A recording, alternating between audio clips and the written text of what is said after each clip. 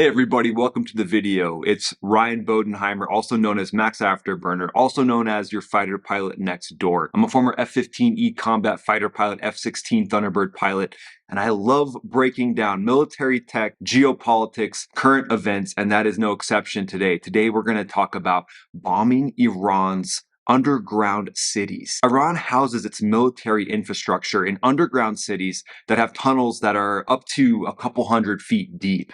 So if things were to flare up and tensions were to rise and there was to be a strike on Iran, how would that actually happen? In today's video, I'm going to be walking you through that entire briefing from an unclassified perspective, from open source material. I'll be talking to you about attack plans and war plans from an unclassified perspective that I worked on for over a decade. I worked on North Korean plans. I worked on Iranian plans. There's a lot of different contingency operations around the globe that are essentially on a shelf that can be pulled off and be used to execute if worse comes to worse. So today we're going to be diving into attacking Iran's underground cities. And I'm going to start by talking about the tech that would be spinning to life at a little-known base called Diego Garcia. Diego Garcia is a strategic US and UK shared ownership base that is in the Indian Ocean. This base is incredibly strategic due to its geographic perspective, where it can assert dominance in the Middle East, in Asia, and it's got massive infrastructure for being in the middle of nowhere. It's about 3,000 miles from Iran, which is just a hop, skip, and a jump for the B-2 bomber. That's literally a yawn for those guys and gals that fly the B-2. That B-2 can operate missions of over 24 hours, which is just wild. I think you'd have to basically pick up the B-2 and pour the crew out of the cockpit after a 24-hour mission. It can actually go longer than 24 hours, and they hook pilots up with some specific pills that can basically keep you awake for over a day plus, maybe even up to 2 days. Ask me how I know that. I flew combat missions and I may have popped one or two of those. And at the end of the day, it's necessary when you're under high stakes decision making. So that's what these pilots would be operating on. So they could essentially take off, stay airborne for up to 2 days, and be in a position where they could assert dominance over Iran, over the Houthi rebels in Yemen. They also can assert dominance and pressure essentially any country in Asia and Europe. Not that they would need to put pressure on Europe unless this had to do with tariffs. It's obviously clear that countries like France and Germany, they want to focus on deterrence. They want to focus on negotiations. But at the end of the day, it's kind of the strategy of walk softly and carry a big stick. And this is how I felt when I was deployed on deployments with the F-15E. I felt like we were there to execute combat operations in places like Iraq and Afghanistan. But at the end of the day, we were leveraged. We were leveraged for negotiations. So we wanted Iran to know, hey, there is a squadron of F-15Es just a few hundred miles from your border. So try not to do anything too crazy, okay? It's kind of like telling that ex-girlfriend, hey, I'm gone for 2 weeks. Try not to do anything too crazy. I'm sure what could go wrong?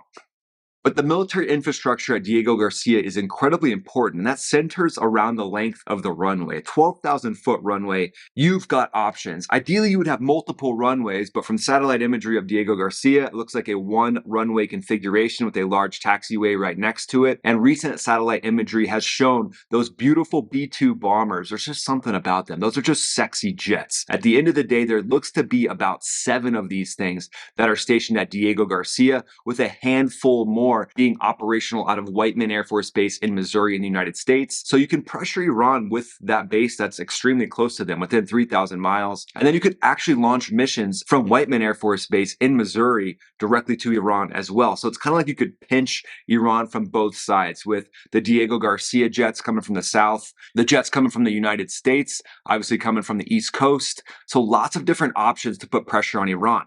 And speaking of multiple points of pressure, it brings me to today's video partner, and that is Incogn. They put over 230 plus points of pressure on data brokers that are trying to sell your data to nefarious sources. And this one hits near and dear to me. One of my close friends, a pilot of mine, he used public Wi-Fi networks, he traveled a lot, and he ended up getting his identity stolen and thousands of dollars stolen. That's hard-earned money that he made from flying the skies, and it just hit way too close to home. And they also remove your information from people's search sites. These search sites are downright creepy. They have a lot of our information on on them, everything from your religious beliefs, your address, your social security number. There's all kinds of nefarious things that these sites have. If it were up to me, we would just splash these sites with an AIM-9X and we wouldn't have to worry about that. But until that day comes, I highly recommend checking out Incogn/Afterburner for that 30-day risk-free trial. And remember, guys, partners like Incogn help me to make these videos for you. And if you would check them out, it would just mean a lot to me. So click that link in the description, incogn.com/afterburner. Check them out. Now back to the video. But the big thing that puts pressure on Iran is what these can carry. And we're going to get to that when we get into the briefing of what that briefing would look like if the DNI, the Director of National Intelligence, sat down with the Secretary of Defense, the CENTCOM commander, that means the Central Command General, who's essentially going to be the orchestrator, the maestro of this whole operation. So we'll get to that here in a second, but really think about the tech that's behind it. I mean, the tech is going to drive this entire conflict. So that B-2 is going to be loaded out with what's called a GBU-57. That GBU-57 is a 30,000-pound bunker buster bomb. As a fighter pilot, it's little known that actually we're kind of weapons experts. Same with bomber pilots. You sit down at a laptop and you go through a weapons algorithm where you basically build the target. So there would be attack planners that would be building the Iranian missile cities, and they would be understanding of how the different layers of material affect how that bomb is going to penetrate it. So it's essentially like this massive conglomeration of data that shows you, like, for example, hey, we've got 100 feet of dirt, and then we've got 2 feet of steel, and then 15 feet of concrete, or whatever the case may be. And then you do weaponeering to get that bomb to go through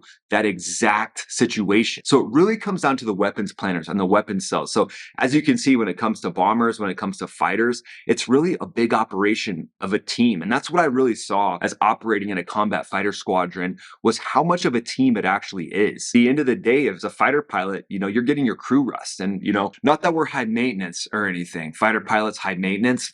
Oh, of course not. It's time for me to get a nap. Someone get me a Dasani. But it comes down to crew rest and being operationally ready to jump in that jet and execute split-second decision-making. So you really can't be up for the 12 hours prior to your mission planning this entire drop. You could be up for a couple hours prior, getting your drop ready and getting a very functional understanding of what you're going to be doing. But it comes down to the team prepping you for success. So a lot of times when I was flying combat missions, we'd be handed a target pack. So I'd wake up, grab some food, maybe a run if I could, and then I'd get to the briefing and intelligence would brief us and tell us, hey, this is the operation that you're going to be protecting today, or this is the high value target we're going to be going after today. And it really came down to that weapons planning cell to let us know the different bombs we were going to have on our jet, the fusing that was on those bombs. And they really got us ready for the situation so we could prep and get our bodies ready, get our nutrition right, try to get some decent sleep so that when you're operating in a split-second decision scenario, you have the faculties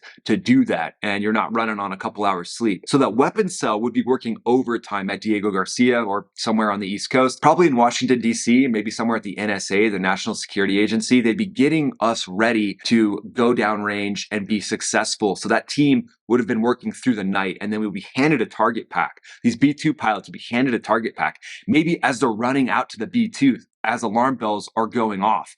That's how time critical this entire attack plan could be. But let's rewind a little bit and let's talk about before those GBU-57s actually came off the rail, what would be going on in that briefing room? Let's step into that. So the setting would be a secure briefing room at the Pentagon, and it would include the DNI, the Director of National Intelligence, the Secretary of Defense, potentially the Vice President, and also it would include many generals. So the primary general would be the CENTCOM commander. If the CENTCOM commander happened to be in Washington, D.C., that would be a plus. But if the general was out visiting other bases in the CENTCOM region, then they would be wired in via a secure network to have the discussion on how this operation would go down. And it's going to be a dynamic situation. So having the latest and greatest information is going to be of the utmost importance. So having the NSA, the National Security Agency, the CIA, the different agencies that are collecting HUMINT, which is human intelligence, SIGINT, which is signal intelligence, and understanding what's going through the airwaves. So they know what they're going to get themselves into. And they know the geopolitical considerations of what the after effects are going to be. And that's something that I started to think about being a strategic planner for the US Air Force. I was working on attack plans for Iran, attack plans for North Korea,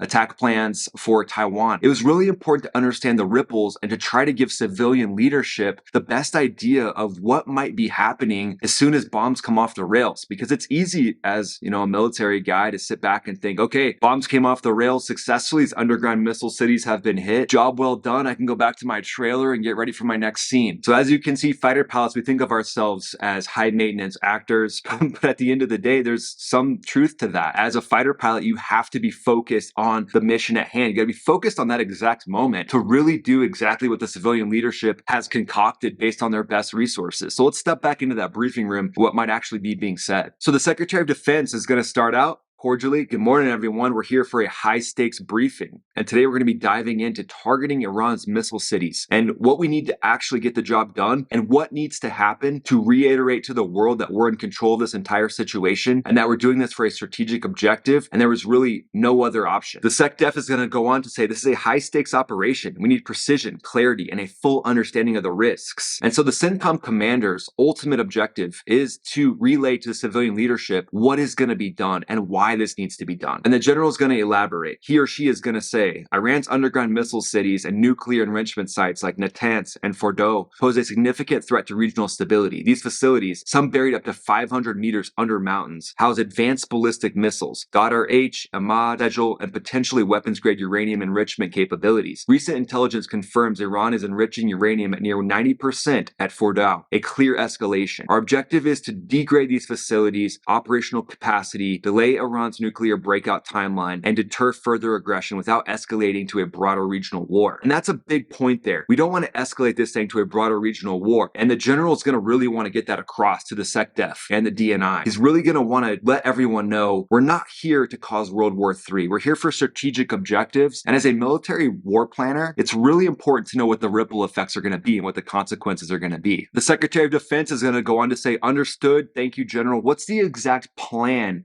for hitting these underground missile cities, and how do we handle the depth? How do we handle that problem and solve that issue? And let's say, just for fun, this operation was called Operation Silent Hammer. I like Silent Hammer, maybe Stealth Hammer. Stealth Hammer might be good because the B-2s are going to be leading the charge. Either way, the general, he or she, is going to start off by saying, the biggest issue in Silent Hammer is to handle depth. Thank you for bringing that up, Mr. Secretary. Leveraging our most advanced assets, we will take care of this problem. And phase 1 will be a suppression of enemy air defenses, or SEAD. We'll use F-35s and EA-18G Growlers to neutralize Iran's S-300 and indigenous air defense systems. Those have already been weakened by Israel's October 2024 strikes, but cyber attacks will disrupt their command and control networks, sowing confusion within all of their ranks and their command and control structure. Phase 2 will be a precision strike on primary targets. The B-2 Spirit stealth bombers deployed from Diego Garcia will deliver GBU-57 massive ordnance penetrators, 30,000-pound bunker busters designed for hardened sites. Each B-2 can carry 2 MOPs, targeting entry points and ventilation shafts at Fordow and Natanz, plus 3 key missile cities identified by intelligence, surveillance, and reconnaissance. And that intelligence, surveillance, and reconnaissance is going to be done by the Triton drone operated by the US Navy. It's going to be done by lots of different drones and potentially satellites as well. And that's going to be a key part of this entire operation. And that MQ-4C Triton is what's going to be operating most of that ISR, intelligence, surveillance, and reconnaissance. There's MQ-4C Tritons in the region operating essentially 24 hours a day, providing intelligence, direct intelligence, right into this briefing room likely. And likely in that briefing room will be an Air Force planner, probably a colonel who works for the CENTCOM commander. They're going to step up after this and say, Mr. Secretary and Director of National Intelligence, to give you a little more explanation of the GBU-57, I'd like to talk to you about its capabilities. So its capabilities give us the ability to target some of the depth that Iran's missile cities have. But some of these missile cities are way deeper than what this GBU-57 can actually reach down to. So let's say an unclassified number on the GBU-57 is 200 feet. Well, if these missile cities are over 500 feet, I'd like to talk to you today about what these can actually do to solve that problem without being able to go down to 500 feet. So what we'll do instead is we'll target tunnels that lead down to the main shafts of these these missile cities where the uranium enrichment is taking place and where some of the sensitive military equipment like fighter jets and rocket launchers and other missile capability is being created. So the vents will be targeted, the tunnels will be targeted, and essentially these missile cities will not be accessible from above, and anyone inside and all the equipment that is inside will not be usable. Then the SecDef, being the smart person that they are, is going to say, well, what's Iran's retaliation going to be? What are going to be the ripple effects from this? And the DNI is really going to have a lot of this information, the Director of National Intelligence. And in this case, he or she would say, Iran's response is a certainty. They've threatened strikes on our bases in Qatar, Bahrain, and Diego Garcia, though their missiles lack the range for the latter without significant modifications. Hezbollah could launch thousands of rockets from Lebanon, and the Houthis might escalate attacks on Red Sea shipping. Iran could also mine the Straits of Hormuz, disrupting 20% of global oil flows. We're coordinating with allies to bolster THAAD, the Patriot defenses at our bases and key regional ports. And then the general would likely chime in and say, to mitigate this, we're pre-positioning 2 carrier strike groups, USS Harry S. Truman and USS Carl Vinson, in the Arabian Sea for rapid response. We've also identified ISR, intelligence, surveillance, and reconnaissance, to track Iranian missile movements and proxy activities. If Iran escalates, we have contingency plans for proportional counterstrikes on their surface military infrastructure, avoiding civilian targets to limit escalation. And the SecDef's likely going to focus on what the political fallout will be and what the implications will be for Iran's nuclear program after these strikes take place. This attack that they're about to execute is going to change the world forever. And while they're airborne, this briefing could be taking place real time. The E-4C Tritons will be giving real-time information to that Pentagon briefing room, and they'll know that the B-2s are airborne. And all they need to do after this briefing is complete is present it to the president, and the president would be the final sign-off for this operation. And to end the meeting, the SecDef is likely going to respond to everyone. Understood. I appreciate everyone's help today. To the generals, to DNI, thank you for the information. This is obviously a last resort. We want to avoid this at all costs. But if worse comes to worse, if nuclear talks break down, we want to have the ability to walk softly and carry a big stick. So Operation Silent Hammer remains a contingency plan, one of which there are hundreds. And this is just an example of how this might go down. In follow-on videos, I'll go ahead and talk to you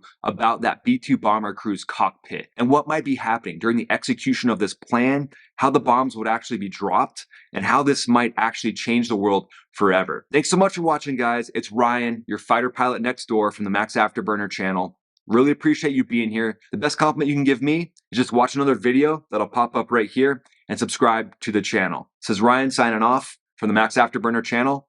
Have a great day. We'll see you on the next video.